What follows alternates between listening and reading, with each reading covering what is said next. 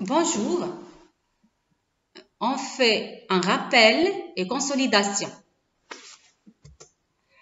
Les objectifs d'apprentissage. La leçon 13, les nombres de 11 à 20.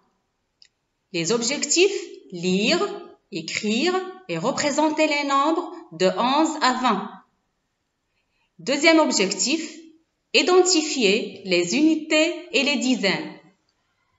La leçon 14, la comparaison des nombres de 0 à 20.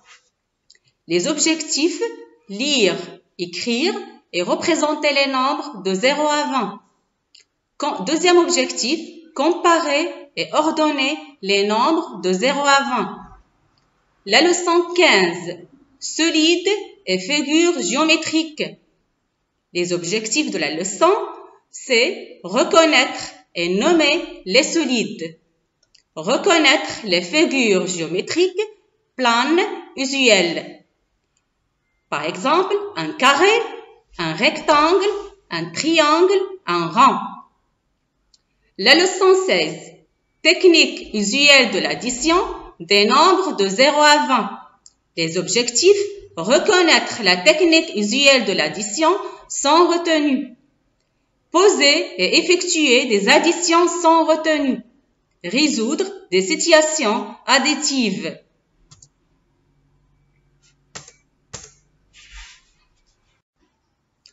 Pour la leçon 13, les nombres de 11 à 20. Les objectifs, lire, écrire et représenter les nombres de 11 à 20.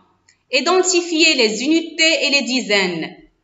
J'utilise deux chiffres pour écrire des nombres supérieurs à 9, c'est-à-dire 11, 10, 11, 12, 13, 14. Dans un nombre, la place des chiffres est importante.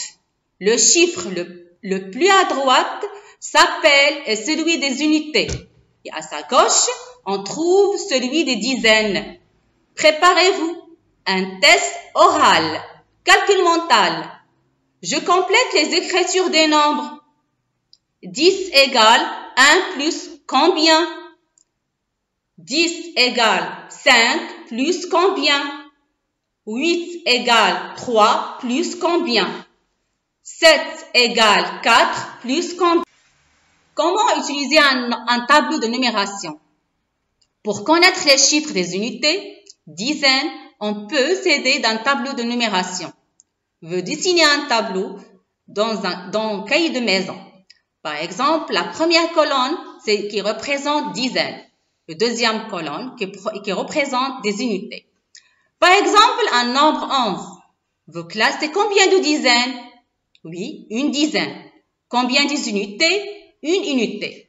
Par exemple, deuxième nombre, un 20. Combien de dizaines? Il y a deux dizaines.